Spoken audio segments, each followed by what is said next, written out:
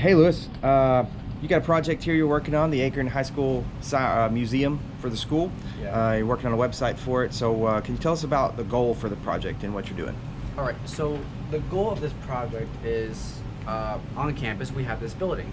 It's filled up with memorabilia, documents, yearbooks, trophies, old FFA ware that they're just sitting there collecting dust. So last year when I was in 11th grade, we started this project called the Akron High School Museum.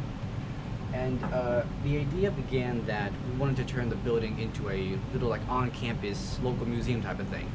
Then later on I figured out that obviously some people they could have stayed in town, and then others could have moved away to like a different county, different city, or a different state even.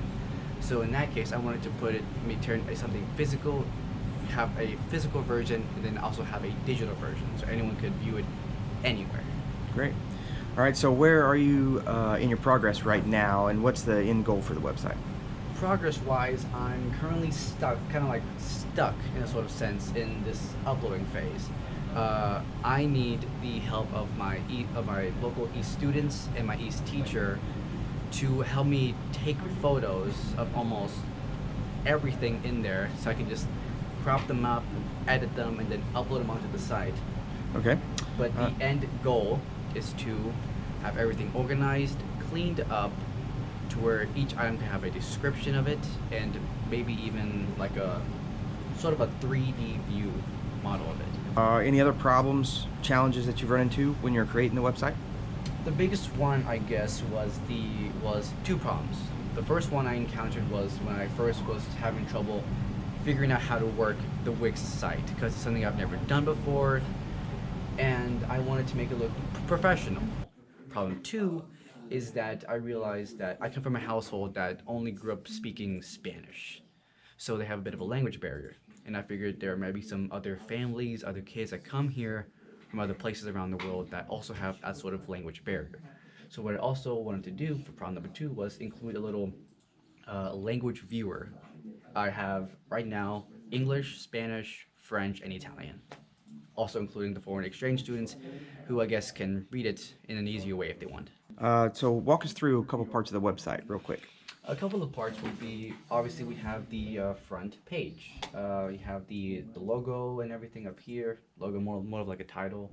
Then you have the language selected here. If I click on this, I should actually be able to view it in a completely different language.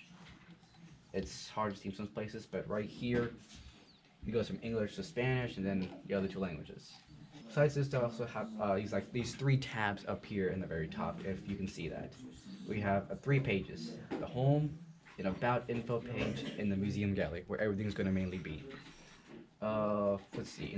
On the first page, I just have kind of like a couple of old school images with like kind of like small descriptions, I guess, with our school motto.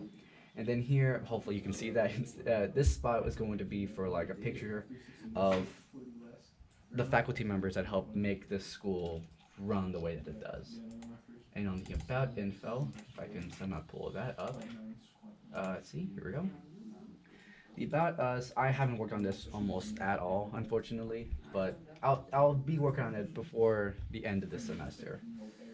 This is where we're gonna have pictures of the East class, maybe even pictures, possibly even just pictures of the organizations that we have here.